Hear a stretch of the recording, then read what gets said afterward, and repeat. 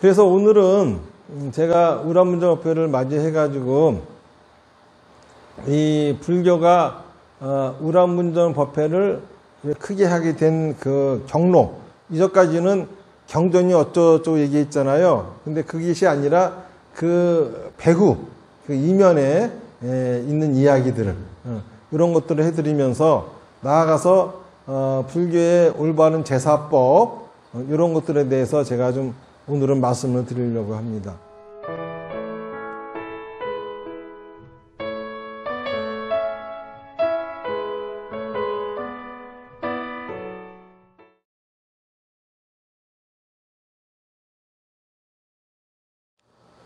사람 몸 받기 힘드나 지금 받고 있으며 불법 듣기 힘드나 지금 듣고 있으니 이 몸 받은 금생의 죄도 못되면 언제 또 생을 받아 이 몸이 죄되었으냐.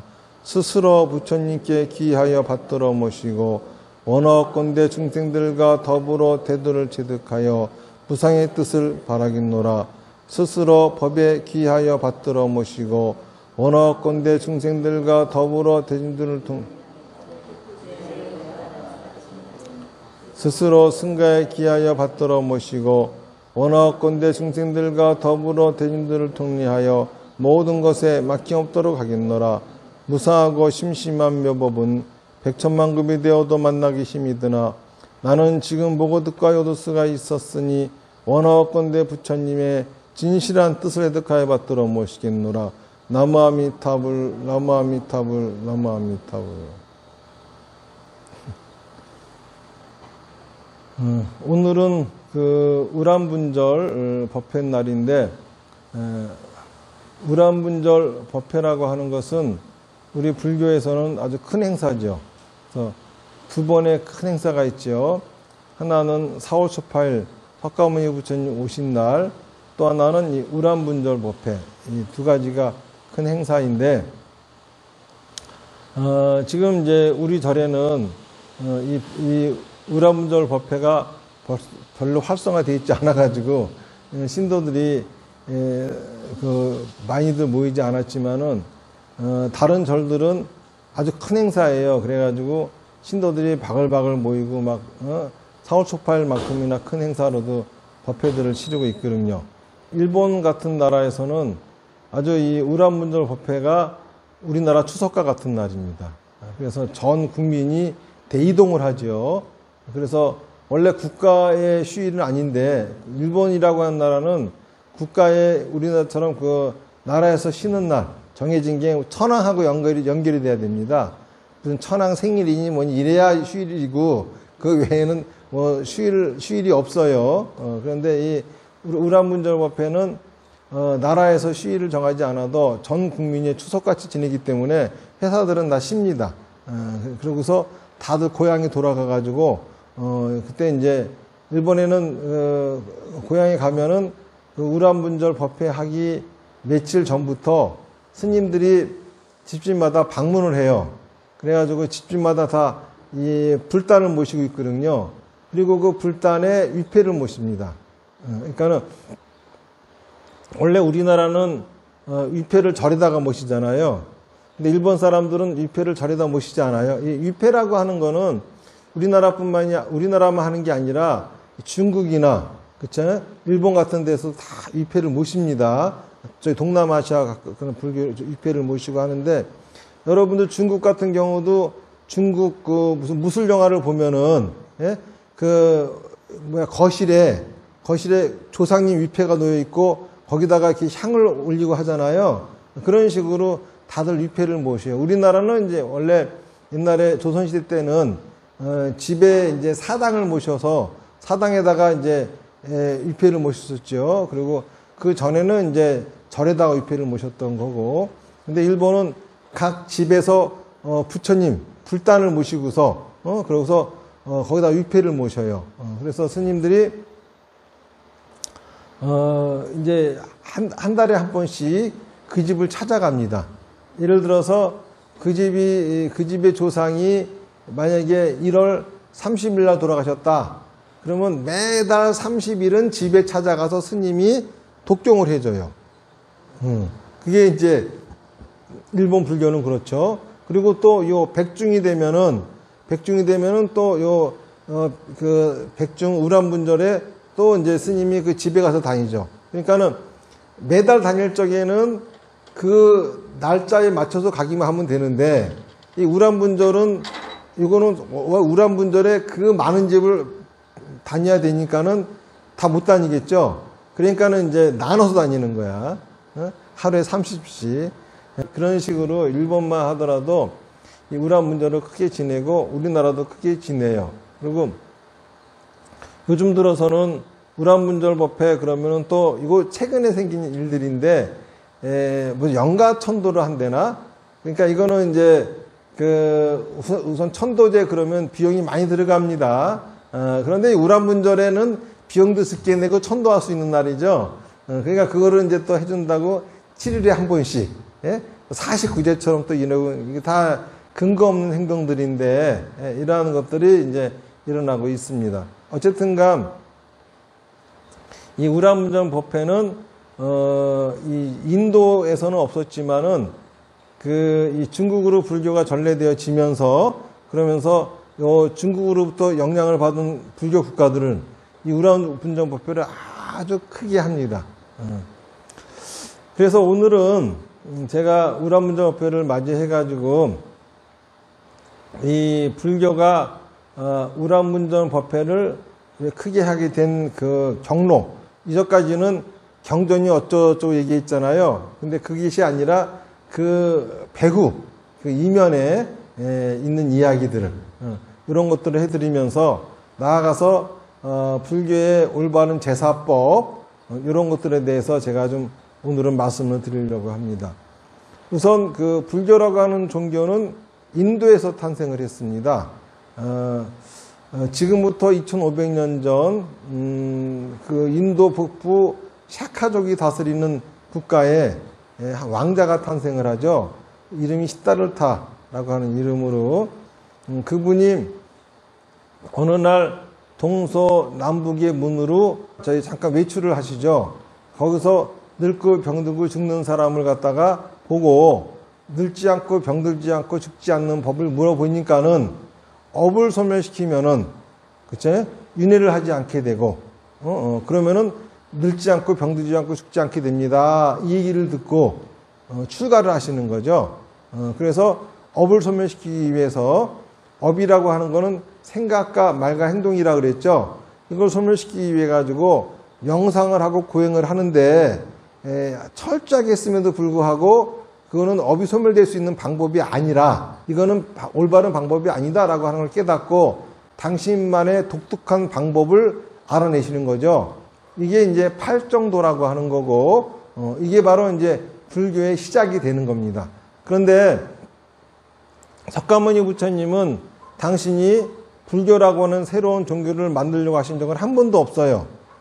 석가모니 부처님은 그냥 그 당시에 있던 바라문교도로서 처음부터 끝까지 불교도가 아니라 바라문교도로서 사시다가 돌아가신 거예요. 무슨 말인지 아시겠죠? 불교라고 하는 새로운 신흥 종교를 만들려고 해본 적은 한 번도 없어요. 그러다 보니까는 부처님의 삶 일생도 바라문교의 습관에 의한 삶이었지 불교의 독특한 삶은 아니었던 겁니다. 그런데 이 바라문교하고 불교하고는 워낙 달라요. 그렇죠? 바라문교는 신을 숭상하는 종교고, 불교는 신을 숭상하는 것이 아니라, 바라문교는 신에게 빌어서 자기가 원하는 환경을 얻고자 하는 게 바라문교고, 불교는 자기가 원하는 환경을 얻으려면은 너의 생각과 말과 행동을 원하는 환경이 될 수 있게끔 해야 된다. 이게 부처님의 가르침이기 때문에 아주 다르잖아요. 그러다 보니까는 자연스럽게 바라문교하고 분리가 되어져 가지고 새로운 종교로 취급을 받았을 뿐이지. 그러니까는 우리가 진짜 불교의 가르침이 뭐냐라고 하는 거를 알려면은 부처님의 가르침에서 이 바라문교의 습관을 갖다가 좀 빼야 됩니다. 그럼 바라문교의 습관은 어떤 거냐 하면은 우선 출가하는 거예요. 다시 말해서 저희 애들 키우잖아요. 그러면은 나중에 재산 모든 걸 다 버리고 출가하는 겁니다. 이 출가하는 거는 바라문교의 습관이지 원래 불교의 습관이 아니에요. 바라문교에서는 이제 그 네 가지 주기에 따라서 사는데 바라문들은 처음에 유년기, 어린 나이 시기, 학생기, 배우는 시기, 장년기, 애 낳 키우는 시기 하고 애들이 다 컸으면 편력기라고 해가지고 출가를 합니다. 이때 부부가 함께 출가를 해요. 그러니까는 석가모니 부처님이 당신 나라에 돌아가셔가지고 부인도 출가시키고 어머니도 출가시키고 아들도 출가시키고 하잖아요. 그러면 이런 것들을 우리 시야로 보면은 뭔가 굉장히 좀 집안이 망해가는 이런 걸로 굉장히 뭔가 암울한 모습으로 비춰지거든요. 근데 그게 아니라 석가모니 부처님은 불교라고 하는 새로운 종교를 만든 게 아니라 바라문교도로서의 삶을 사셨기 때문에 바라문교에서는 그게 올바른 거라. 그러니까 부부가 이혼하는 게 아니라, 그러니까 우리는 출가하려면 이혼해야 되잖아요. 이혼하는 게 아니라 그리고 독신 생활하는 게 아니에요. 바라문교는 나중에 늙으면은 부부가 같이 출가를 하는 거야. 그렇죠? 그러니까 출가하기 위해서 이혼하는 법도 없어요. 이게 이런 거죠. 그러니까는 엄밀하게 말하면은 스님이 독신으로 산다. 이것도 원래 불교하고 상관이 없는 거고, 이 독신이라고 하는 거는 거꾸로 중국 가서 만들어진 거고, 그리고 단지 편력기에 있는 그런 부부 생활이 일반적인 부부 생활하고 다른 거였죠. 금욕적인 부부 생활을 한 거였기 때문에 그런 거는 이제 바라문교의 습관인 거고, 그리고 또 머리를 삭발한다거나 하는 것도 바라문교의 습관인 거고, 그리고 이 거린같이 옷을 입는 것도 바라문교의 습관인 거지, 그거하고 부처님의 가르침하고는 아무 상관이 없어요. 단지 부처님이 그 당시에 바라문교도로서의 삶을 사셨기 때문에 불교를 받아들이면서 바라문교도의 그 습관이 불교처럼 들여지면서 그게 불교다라고 착각을 한 거죠. 또 불교라고 하는 종교 그러면은 불살생으로 유명하죠. 불교는 절대 살생을 하면 안 된다. 이런 오개, 거짓말 하지 마라. 이것도 원래 불교만의 계율이 아니라 바라문교회는 어디나 하는 겁니다. 그래서 지금 이 바라문교가 힌두교로 바뀌었죠. 그러니까 힌두교에서는 어디나 다 이 불살생, 살생하지 말고 뭐 이런 것들이 이제 있죠. 물론 바라문교, 힌두교도 모든 것이 그런 것이 아니라 그들 중에서도 그 살생을 해가지고 그 짐승을 제물로 바치는 그러한 곳들도 있습니다. 그러니까 바라문교, 힌두교도 굉장히 다양하죠. 이제 그런 거라고 하는 거. 근데 석가모니 부처님의 가르침은 본래 아까 말씀드렸던 것처럼 신한테 빌어가지고 원하는 환경을 얻는 것이 아니라 자기의 생각과 말과 행동으로 원하는 환경을 얻는 것이다. 이러한 가르침이었거든요. 이러한 가르침은 진짜 부자들이나 왕들이나 이런 사람들은 이게 납득이 됩니다. 실제로 자기가 그렇게 해서 한 나라를 이루었고 그렇게 해가지고 부를 얻었으니까는 신한테 빈 게 아니라 자기의 능력으로 이렇게 했다라고 하는 걸 어느 정도 알기 때문에 행운으로 왕이 되고 행운으로 갑부가 될 수는 없거든요. 안 그렇습니까? 아무리 행운이 따른다 하더라도 계속 행운이 따라가지고 전 세계를 정복하고 이런 건 불가능하잖아요. 안 그래요? 아무리 큰 돈을 번다 하더라도 한두 번 복권에 당첨될지는 모르겠지만은 복권에 계속 당첨될 수는 없는 거거든. 장사도 그 자기가 제대로 장사도 할 줄도 모르면서 행운을 얻어가지고 계속 장사가 잘 되게 할 수도 없는 거거든요. 다 장사가 잘 될 수밖에 없는 생각과 말 행동을 가지고 살았기 때문에 그렇게 된 거고, 이런 것들은 그렇기 때문에 국왕이나 또는 큰 자본가들에게는 부처님의 가르침이 저게 맞는 말이야 와 닿지만은 일반 민중들한테는 와 닿지 않아요. 그들은 여전히 행운이나 운을 바라는 것 뿐이었죠. 자기는 노력하지도 않고도 신한테 빌어가지고 행운이 오기를 바라는 이들이 대부분이었습니다. 그리고 더더욱이 이 인도는 계급사회였잖아요. 계급사회라고 하는 거는 이 신분제도라고 하는 거는 자기의 노력으로 뛰어넘을 수 있는 게 아니었습니다. 그렇죠? 그러니까는 하층민 계급들은 설사 자기 생각과 말과 행동을 이렇게 한다 해가지고 계급까지 극복할 수 있는 건 아니었거든요. 그러다 보니까는 여전히 바라문교의 이 신한테 빌어가지고 자기가 행운을 얻는 거를 갖다가 사람들은 더 선호했죠. 그러다 보니까는 불교가 아무리 많이 전파가 되어져도 여전히 일반 민주들 속에서는 그런 것이 자리 잡고 있었습니다. 그래서 불교가 이 부처님의 가르침이 전파되어지는 거에는 한계가 있었습니다. 지식층이나 엘리트층, 좀 이 정신이 깨어있는 사람들, 이런 사람들한테나 이게 불교가 먹혔지 그 외에는 먹히지가 않았어요. 그런데 그 외 사람들한테도 불교가 먹힐 수 있는 그런 계기가 찾아옵니다. 그게 뭐냐 하면은 진신사리예요. 석가모니 부처님이 돌아가시고 나서 그 진신사리탑이 세워지죠. 이거 8개국에 세워집니다. 이거를 그 근본 8탑이라고 합니다. 여기다가 이제 여기 사람들이 모여가지고 그 소원을 비니까 소원이 이루어졌어요. 이제 그러니까 글로 사람들이 몰려드는 거예요. 그러면서 대승불교라고 하는 게 만들어지죠. 그러면서 여기서 이제 내용이 바뀝니다. 바뀌면서 육바라밀을 행하면은 또 오문을 행하면은 사비다를 행하면은 요거를 하라. 요거를 하면은 저희 죽어서 그쵸? 부처님의 나라에 태어난다. 이렇게 이제 얘기가 된 거야. 근데 요것이 뭐냐 하면은 자기도 모르게 그쵸? 자기가 원하는 환경이 만들어질 수 있는 수행을 하게 만들어 버리는 거라. 무슨 말인지 아시겠죠? 그러니까는 어떤 거냐 하면은 이 일반 사람들이 중생들이 원하는 그쵸? 원하는 거를 주면서 그 안에다가 부처님의 가르침을 첨가해서 집어넣어 버린 거죠.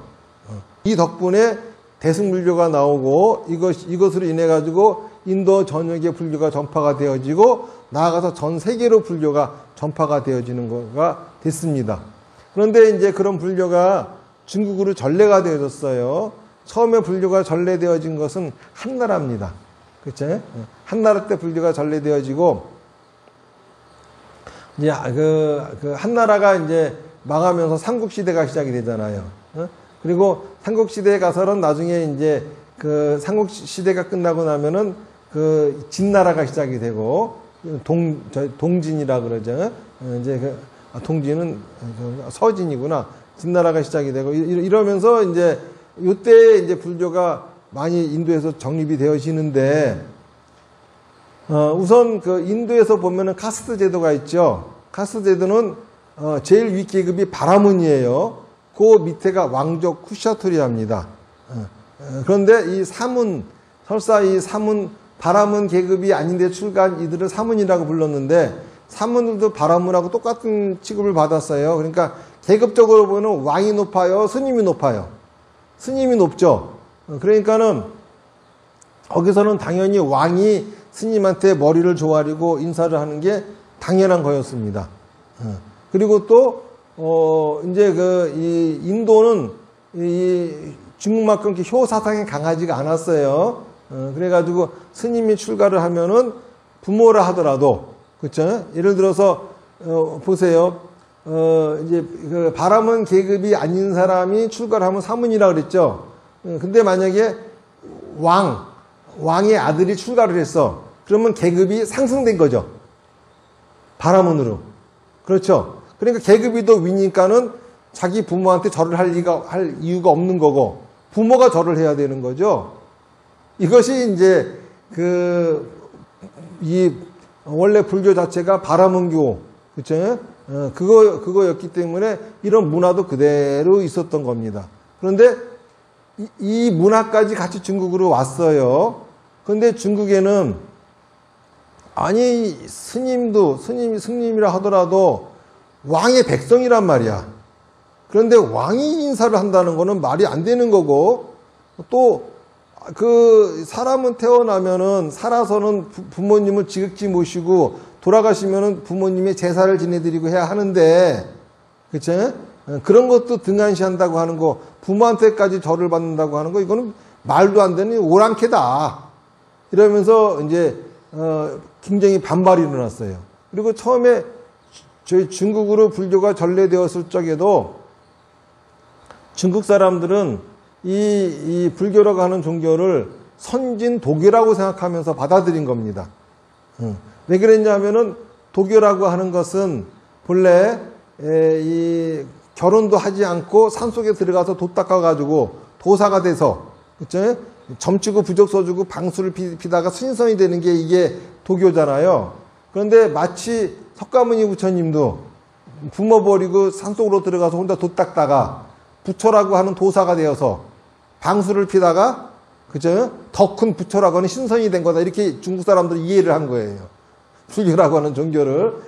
그런데 그 나라 도교라고 하는 거는 그냥 그렇게 민간에 있었던 것 뿐이지 뭐 경전도 없고 뭐 다 조직도 없고 이런 거였거든요.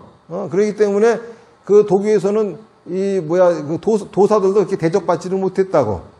예? 그냥 점쟁이 정도로만 취급받고 좀 개상한 사람들 이런 식으로 취급받았던 그런 시절에 불교는 조직도 있고 경전도 있고 하다 보니까는 선진 도교라고 해서 받아들였어요.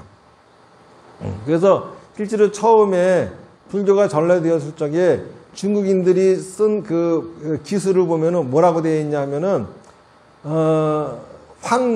황제와 노자죠. 황제와 노자로부터 도교가 시작이 된다고 하죠.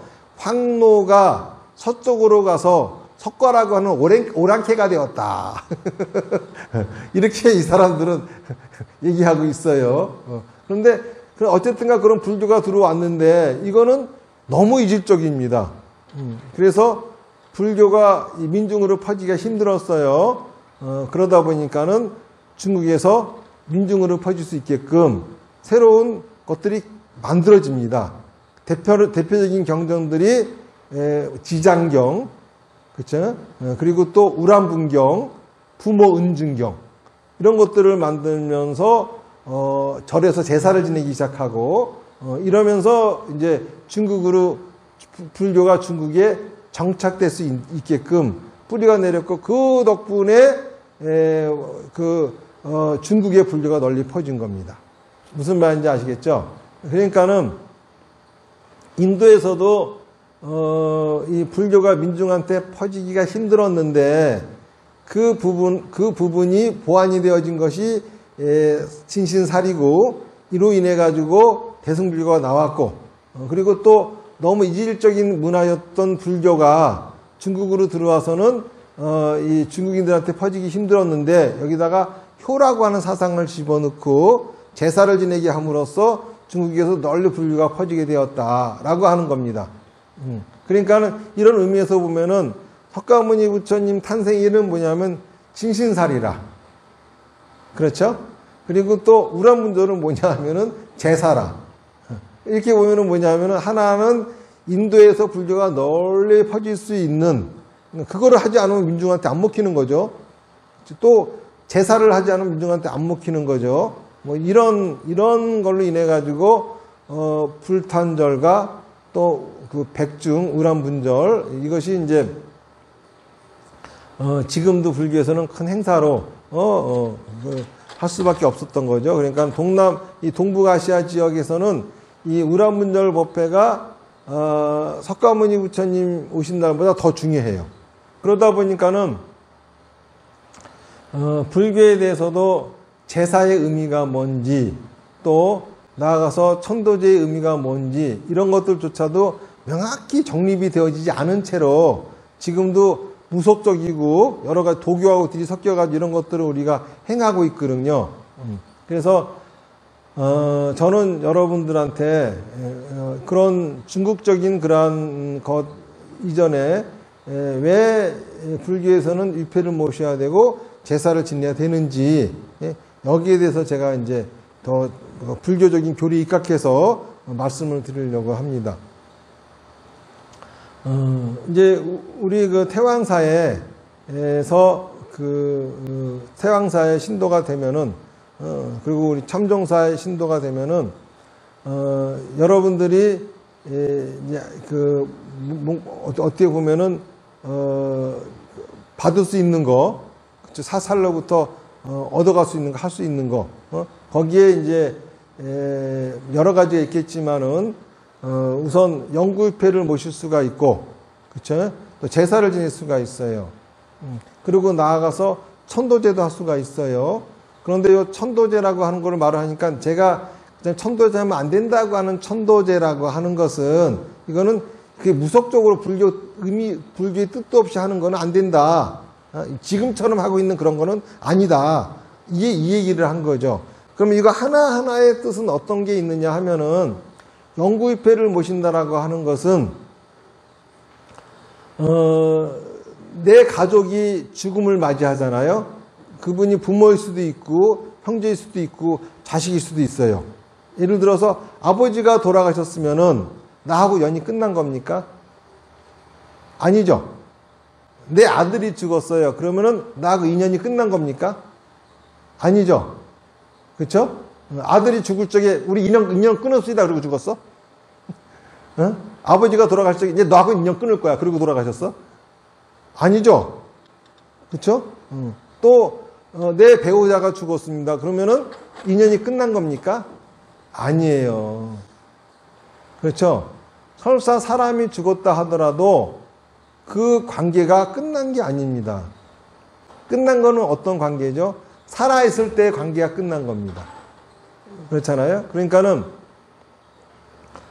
살아계신 아버지하고의 관계가 있다가 아버지가 돌아가셨어요. 그러면 살아있을 적에 아버지와의 관계는 정리하고 돌아가신 아버지하고의 관계를 재정립해야 되겠죠. 당연한 거 아니겠습니까? 연을 끝나면 안 되니까는. 자, 그러려면은 돌아가신 아버지가 돌아가신 사람이 누구다라고 특정을 해야 됩니다. 그렇죠? 몸이 있을 적에는 이 사람의 이 몸을 가지고 누구다라고 특정이 되어졌잖아요. 그런데 형체가 없어졌어요. 죽었다라고 하는 거는. 그러니까 특정해야 되니까는 특정하기 위해서 모시는 것이 위패입니다. 무슨 말인지 아시겠죠? 뭐 영가가 있고 없고 귀신이 있고 없고 있던 소리 좀 그만하고 사세요. 그 박수무당 같은 짓거리 그만하고, 불교는 그런 종교가 아닙니다. 돌아가신 분이 늘 특정하기 위해서 나무에다가 이름을 써가지고 모시는 게 위패인 거예요. 귀신이라고 하는 것은 죽은 사람이 산 사람처럼 등장하는 게 귀신입니다. 그렇죠? 죽은 채로 나오는 거는 귀신이 아니야. 다시 말해서 돌아가신 분을 특정하지 않으면 돌아가신 분이 허공을 떠돌게 되겠죠. 그렇게 안 하려고 그 나하고의 인연을 재정립하기 위해서 위패를 모시는 것이 영구위패라고 하는 겁니다. 그 다음에 제사라고 하는 것은 뭐가 제사냐 하면은 이제 인연이 맺어졌죠. 그러면은 그 인연을 잘 유지해 나가야 되겠죠.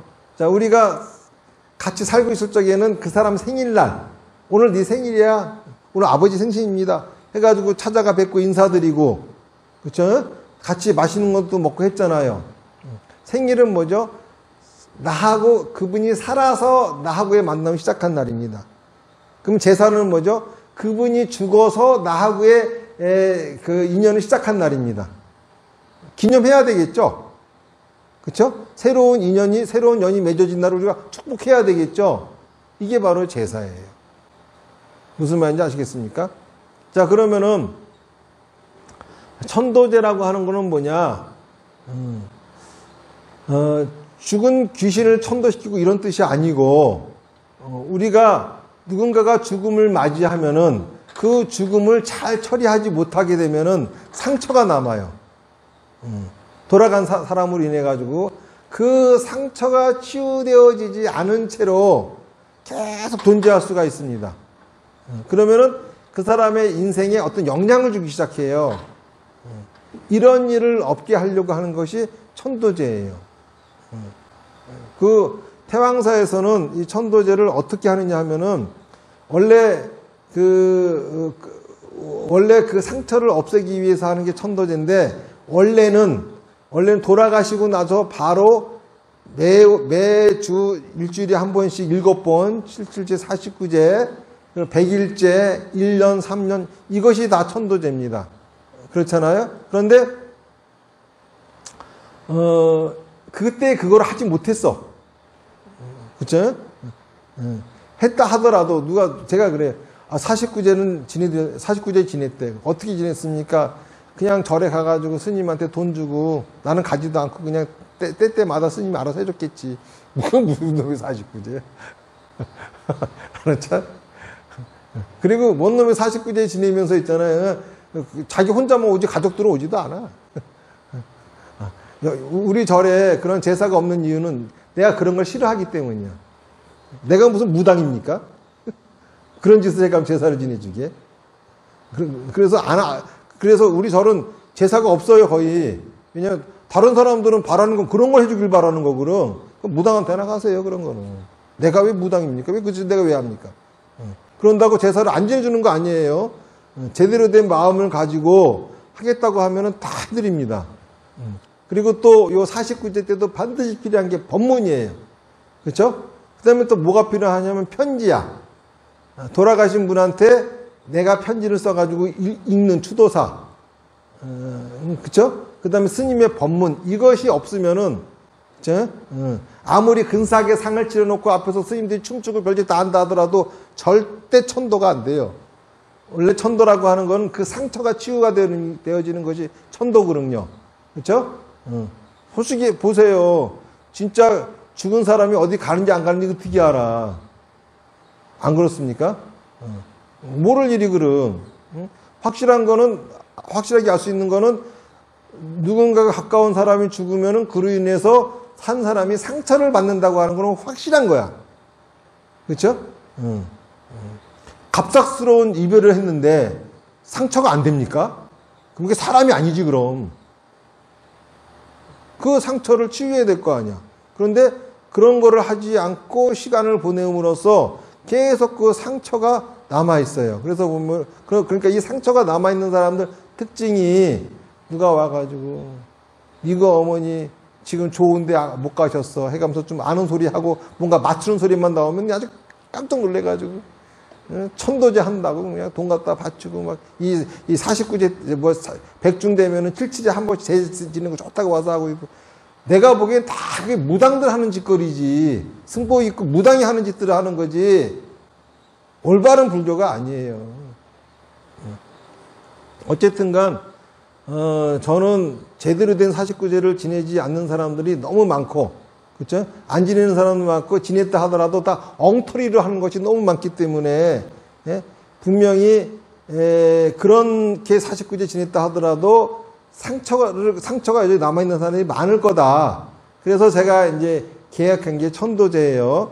그 3년 동안 하지 못했다 하더라도 1년간에 걸쳐서 하자. 그래가지고 7일에 한 번씩 지내고, 그 천도제 하듯이 있잖아요. 그리고 100일 하는 거는 한 달 있다 하고, 그쵸? 또 초상은 한 3달 있다 하고, 이런 식으로 해가지고, 그거를 이제, 그거를 싹 해봤더니, 그래서 한번 실험적으로 해봤었어요. 해봤더니 상처가 치유되는 것을 봤습니다. 그러면서 비틀어진 인생이 다시 바로잡혀서 살아가는 사람들을 봤거든요. 그래서 이제 이런 것들을 여러분들이 할 수가 있어요. 무슨 얘기인지 아시겠죠? 그러니까는, 우리 태왕사에 다니시면서 또, 저한테 법문을 들으시면서 진짜 저 스님이 하는 얘기가 불교인 것 같다. 불교가 맞다. 라고 생각을 하시면은, 그쵸? 제사도 불교식으로 해야 됩니다. 그리고 또 하나 만들어진 게, 이제 돌아가시면은 여러분들이 이 상을 치러야 되잖아요. 그런데 이 장사 진행, 상 치르는 것도 불교식으로 해야 돼요. 그런데 그거를 할 수 있는, 그걸 하려면 내가 장의사까지 해야 되잖아. 그래서 그것이 안 되기 때문에 했는데, 저희 지금 같이 우리 사비다 수행하고 절에 다니는 신도분 중에 그런 일을 하시는 분이 계세요. 그분이 스님 가르침에 따라서 제가 그렇게 협조하겠습니다. 하기 때문에 이게 또 가능해졌습니다. 그쵸? 어디 이런 것만 있나? 우리 수목장도 있죠? 예? 이런 거 하면은, 수목장 낙골당 하면은 요즘 사람들은 다 스님이 장사한다고 욕을 해요. 아니, 장사가 아니라, 불교를 믿는 우리 불교도, 내 절 신도들, 그쵸? 죽음까지 책임져 줄 줄 알아야 이게 올바른 절 아니겠습니까? 안 그래요?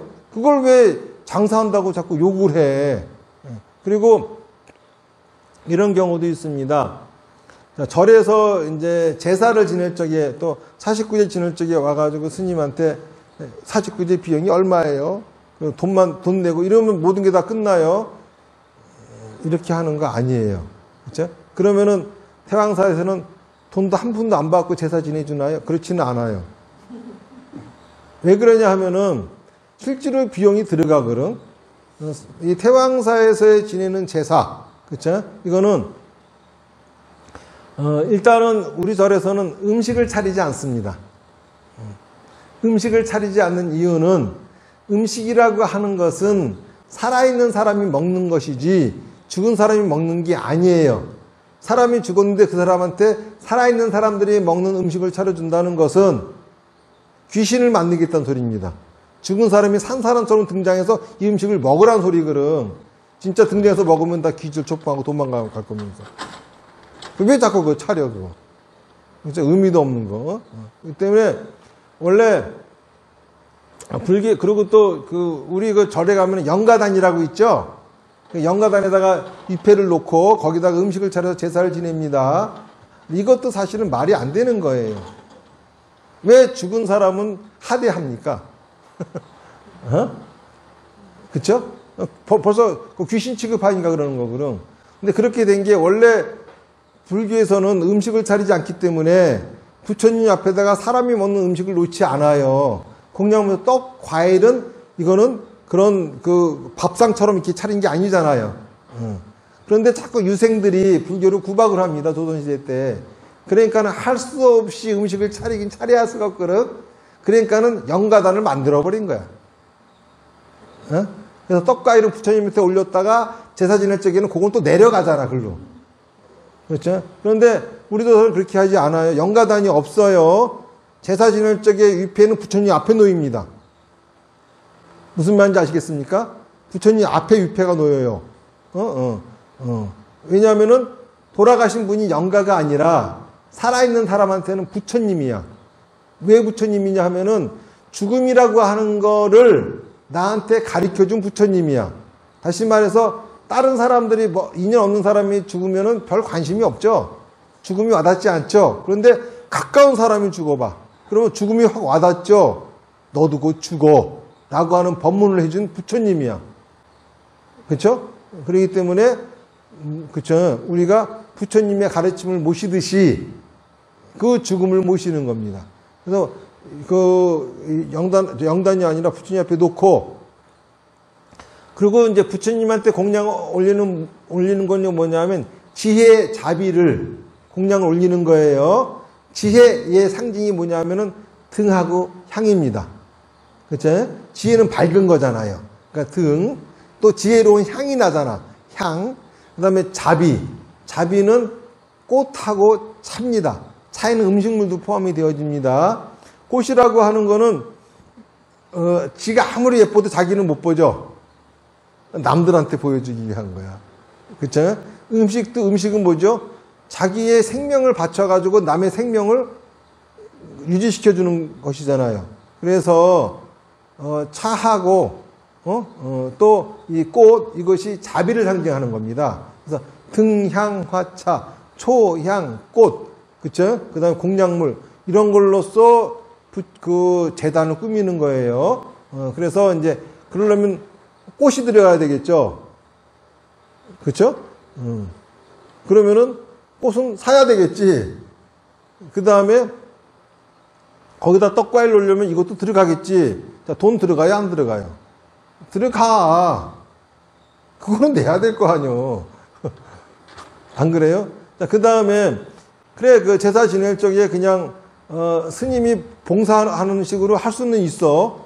그래가면서 저희 그 신도들한테 돈 안 받고 봉사를 할 수도 있어요. 그런데 만약에 내가 바빠가지고 다른 스님을 초빙을 했다. 그러면 나는 그 스님한테 살해를 해야 돼.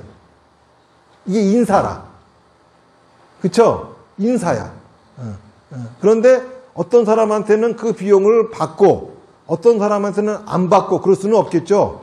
설사 내가 하더라도 이게 정착이 돼야지 내가 못하면 누구를 불러서라도 할 수 있는 상태가 되겠죠. 그래가지고 그런 비용이 들어가는 거야. 무슨 말인지 아시겠죠? 근데 요거는 실제로 장엄하기 위한 것이고, 그렇죠? 그런 것이지 이걸 가지고 무슨 공덕이 되는 건 아니겠죠. 그 다음에 마지막으로 돌아가신 분을 위해서 우리가 공덕을 지어드려야 되겠죠. 공덕을 지어드리는 게 보시를 하는 겁니다. 그래서 태왕사에서는 제사를 의뢰한다 그러면 제사 비용이 얼마예요? 그러면 얼마다라고 말씀을 드려요. 그리고 실제로 우리 그 참정사 홈페이지 들어가면은 거기서 결제할 수 있게도 돼 있습니다. 다. 하게 되면은 제사 의뢰하면은 그런데 그거는 이 부처님한테 올리는 보시가 아니라 실비만 결제를 하는 거예요. 무슨 말인지 아시겠죠? 그런데 그 대신 그 부처님한테 보시를 많이 하든, 그러니까 그 실비만 내고 제사를 지내면서 부처님한테 보시를 하나도 안 하든, 아니면 부처님한테 지내는 부처님한테 공덕을 짓는 보시를 1억을 하든 제사는 똑같이 지냅니다. 무슨 말인지 돈 보시를 많이 했다 해가지고 더 잘 지내주고 안 했다 해가지고 이러지 않고 다 똑같이 해줘요. 단지 그 사람이 보시를 얼마큼 했느냐라고 하는 거는 자기 정성입니다. 예, 금액이 많으면 정성이 많이 들어가는 거야. 당연해. 안 그래요? 금액이 적으면 정성이 적게 들어가는 거야. 그러니까 그거는 본인들이 고인을 위한 공덕을 지음의 차이인 거는 본인들이 알아서 해야 할 것이지 그것을 금액을 정해놓고 얼마를 내라 마라 이거는 올바른 게 아니에요. 무슨 얘기인지 아시겠죠? 그러니까 이렇게 태왕사에서는 제사 지내는 것도 이렇게 딱 정해져 있어요. 근데 이것들이 이제 홍보가 하나도 안 돼 있어요. 잘 모르죠. 그냥 주지스님 혼자만 알고 있는 상태야. 이게 참 문제지. 알고 있어도 가르쳐 주질 않으니 누가 알아. 그래서 그렇게 되어 있습니다. 무슨 말인지 아시겠죠?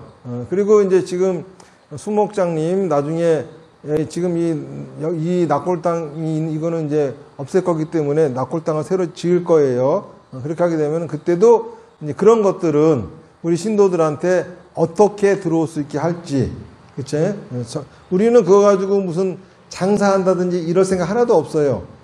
이거는 엄밀하게 말하면 종교 서비스입니다. 그쵸? 그 절에 다니면 그냥 절에 다닐 게 아니라 그 절로부터 혜택을 받아야 될 거 아니겠습니까? 그래서 이런 것들을 받으시려면은 지금 그 방배동에 참종사라고 있죠. 이왕이면은 입회를 모시려면 거기다 모시세요. 물론 태왕사에 모실 분들은 여기가 태왕사가 가까우면 여기 모셔도 돼요. 근데 입회만 모셔놓고 제사도 안 지내고 이러면 의미가 없는 거거든. 그렇죠? 그런데 거기 방배동은 입지 조건이 아주 좋습니다. 왔다 갔다 하기 좋고, 그럼 거기다가 모셔놓으면은 거기서 와서 제사 지내고 이렇게 할 수 있잖아요. 그런데 지금 그 건물은 우리 건물이 아니라서 이렇게 못하겠지만은 저는 계획을 나중에 거기다가 참종사라고 하는 절을 우리 건물을 하나 지으려고 하고 있습니다. 지으게 되면은 또 하나 여러분들한테 해드리고 싶은 게 뭐냐면은 돌아가시잖아요. 죽으면은 그쵸? 마지막으로 부처님한테 인사하고 가야 돼요. 그래서 저는 그 마지막 그 연결식 하는 거 있잖아요. 그거 할 적에는 여러분들이 문상 받고 하는 거는 장례식장에서 하더라도 마지막은 절에 와서 법당에서 시신을 놓고 거기서 법회를 하고 연결식을 하고 장지로 가면 옳겠다. 어떻게 불교도가 마지막 가면서 부처님한테 인사도 안 하고 갑니까? 그쵸? 그러면 내가 다니던 절 와야 되는데 지금 태왕사는 멀고 참종사는 남의 건물이고 그러니까는 거기다 관 들어왔다가는 욕먹어요. 사람들은 아주 싫어합니다. 그쵸? 막 무서워해. 이런 사람도 있어. 지나가다가 상여차 봤다고 그날 재수 없대.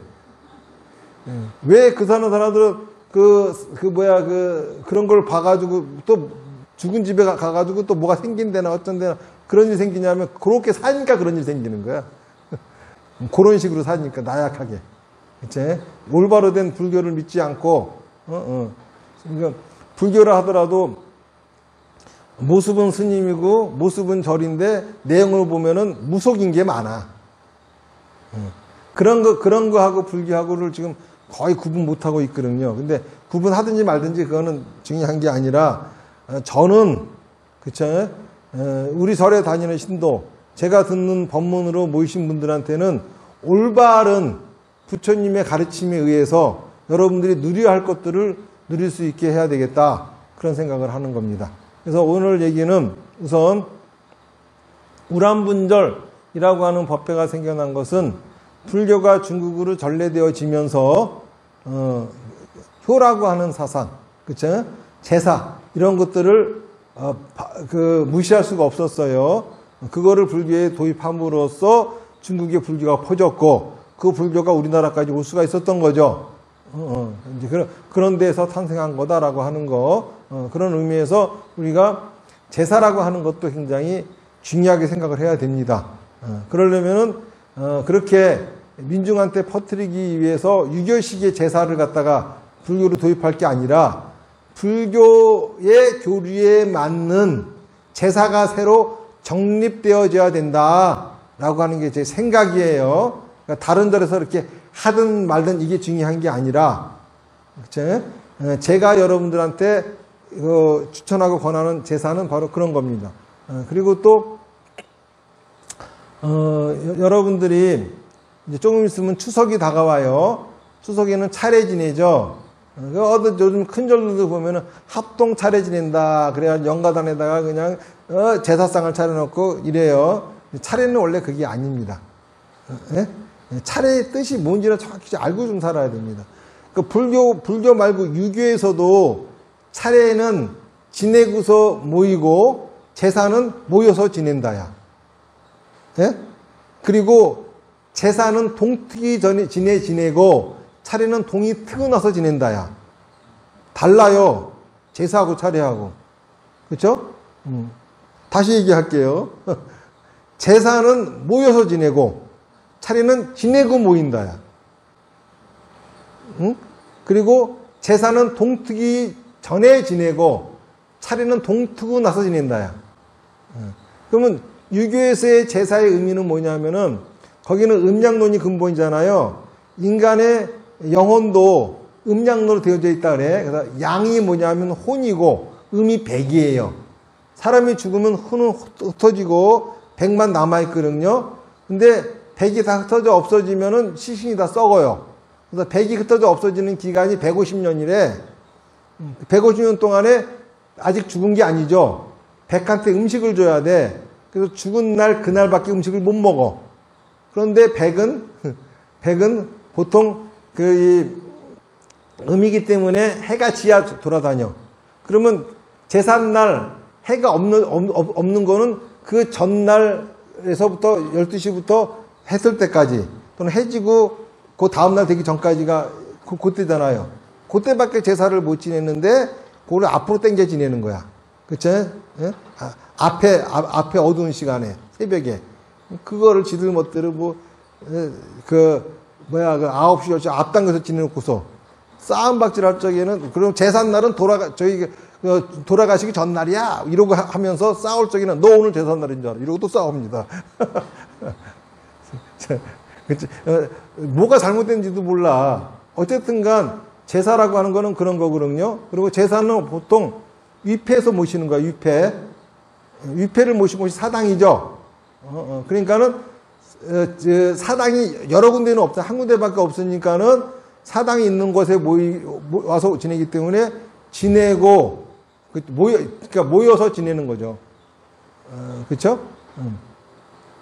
그리고 또 이 백이 와가지고 음식을 먹어야 되기 때문에 이 어두울 때 지내는 거고 동트기 전에 지내는 거고.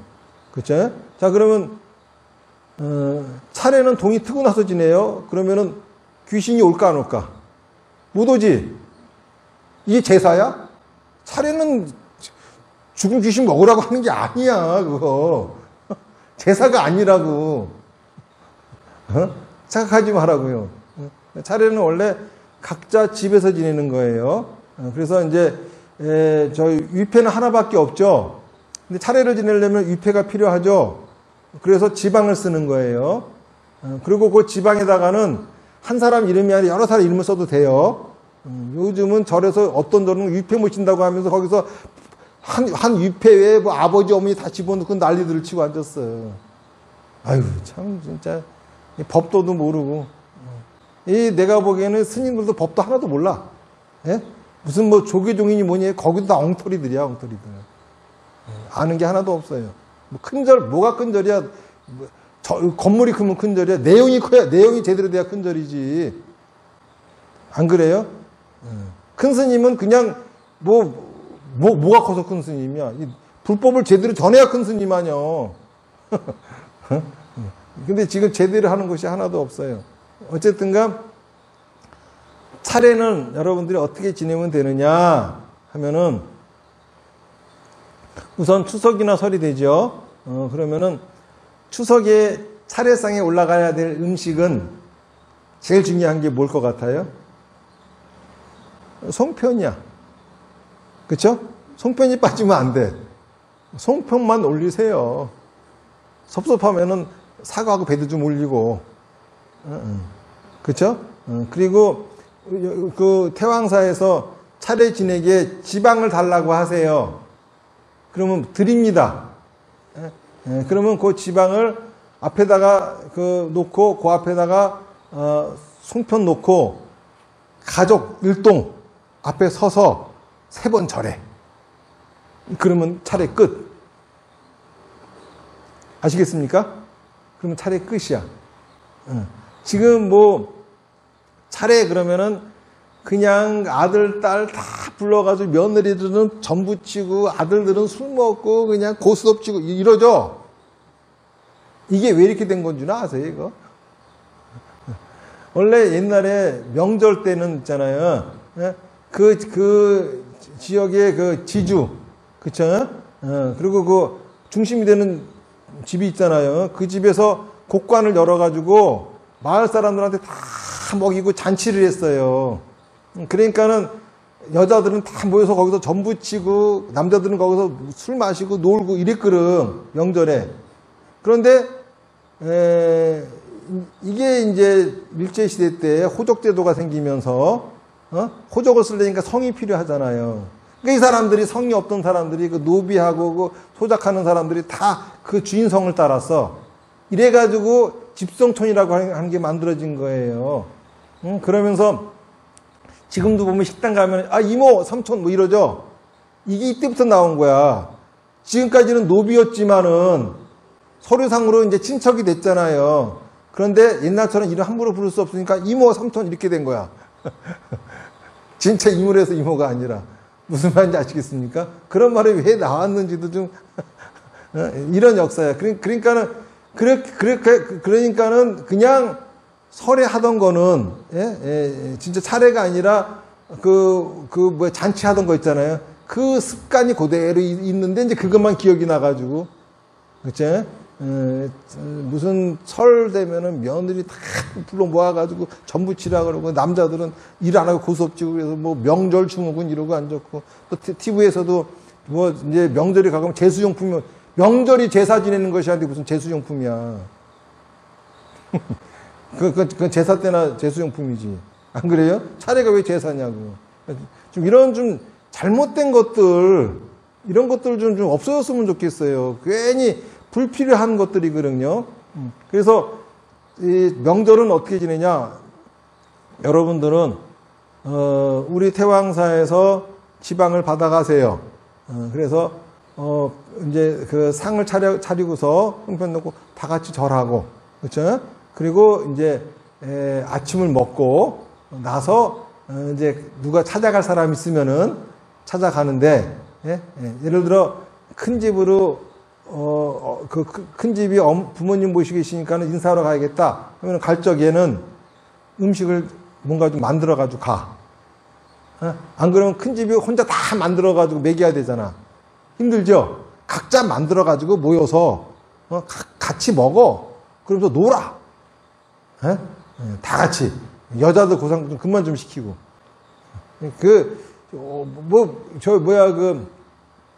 요즘은 모든 여자들이 명절만 되면 노비가 되어버려 그냥. 그래서 이제 옛날에는 그랬죠. 그렇게 해서 명절 되면은 여자들은 거기 붙어가지고 전 부치고 이래간 다음에 갈 적에 바리바리 싸가지고 가죠. 응? 그쵸? 그렇게 하라고 막 베푸는 날이니까.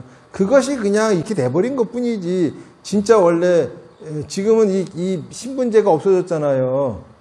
그런데 옛날에 그렇게 하던 짓을 하려고 하면 힘이 드니까는, 그러지 마시고, 그쵸? 차례 지내는 것도 좀 바꾸고, 그리고 또, 제사 지내는 것도 여러분들 의미를 잘 새겨가지고, 제사도 지내시기 바라겠습니다. 그래서, 영구위패 모시는 것은 돌아가신 분하고의 관계를 재정립하기 위해서, 그리고 제사를 지내는 거는, 그쵸?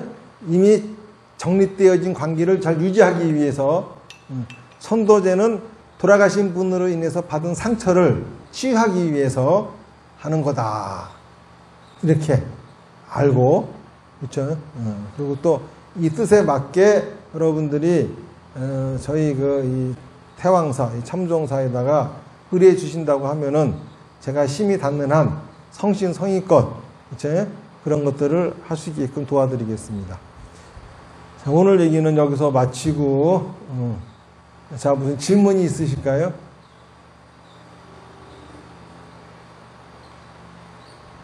질문이 없으면 마치겠습니다. 나무 아미타불 물 열분하겠습니다. 시작. 나무 아미타불, 나무 아미타불, 나무 아미타불, 나무 아미타불, 나무 아미타불, 나무 아미타불, 나무 아미타불, 나무 아미타불, 나무 아미타불. 선물하십시오. 감사합니다. 차례에 대해서, 제사에 대해서, 천도제에 대해서 오늘 확실하게 알았습니다. 감사합니다. 이제 배웠으니까 저도 이제 그렇게 한번 실천해 보겠습니다.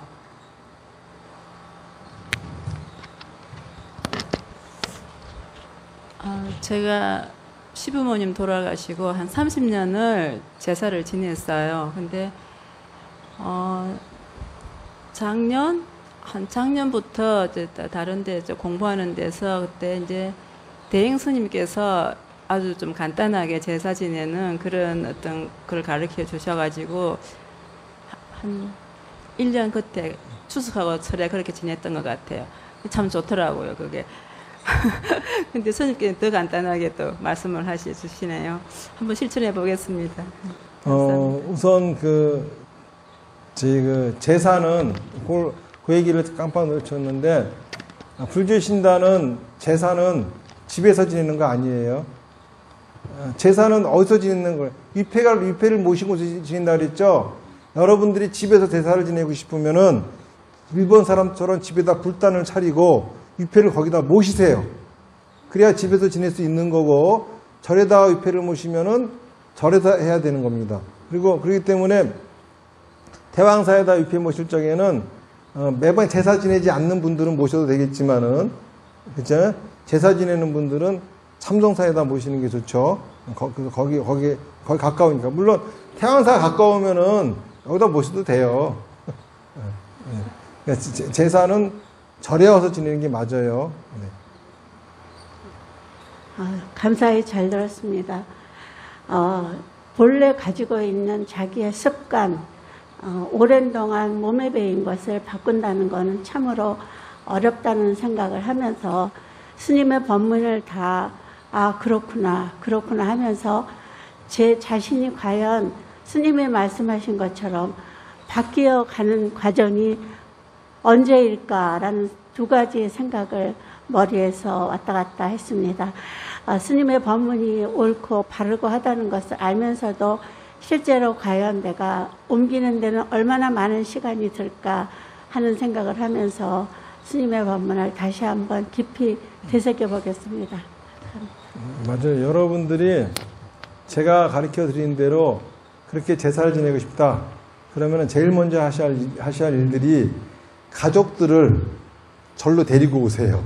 가족들한테 포교를 해야 됩니다.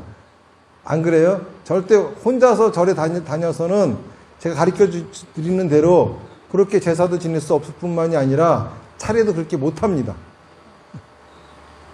스님 정말 잘 들었습니다. 제가 그 마지로 살면서 그 집안 걱정, 전반적인 걱정, 무엇보다도 큰 그 제사 같은 그런 문제, 정말 오늘 그 스님 그 법문 듣고 마음이 한결 가벼워졌습니다. 너무 감사드립니다. 감사합니다. 네네. 아, 또 내가 잠깐 놓쳤는데, 차례는 자기가 있는 곳에서 지내도 돼요. 여러분들이 만약에 가족끼리 여행을 갔다. 그게 추석이다. 추석에 여행을 계획했다. 그러면은 어디 콘도로 갔어요. 그날 아침에 일어나서 차례 거기서 콘도에서 지내세요. 그래도 됩니다. 차례는. 예? 제사는 그렇게 하면 안 돼. 제사는 절에 가서 지내야 되지만 차례는 여러분들이 있는 곳 어디서든지 지내도 돼요. 알겠죠? 그러니까 차례가 그렇게 무거운 게 아니니까는 원래 그 의도에 맞게 제대로 하면 됩니다.